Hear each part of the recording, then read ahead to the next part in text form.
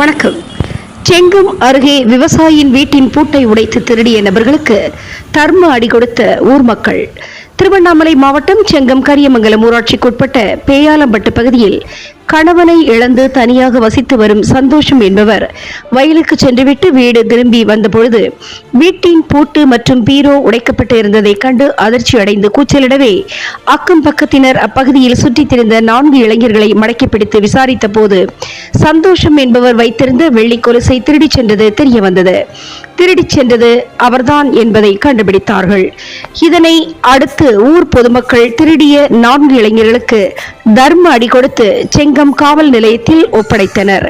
பின்னர் இது குறித்து செங்கம் காவல் நிலையத்தில் புகார் அளித்து திருட்டு சம்பவத்தில் ஈடுபட்ட இளைஞர்களை காவல்துறையிடம் ஒப்படைத்தார்கள். தினமுகம் எக்ஸ்பிரஸ் செய்திகளுக்காக மண்டல தலைமை செய்தியாளர் டி. குருபரன் மற்றும் ஐயம்மாள்.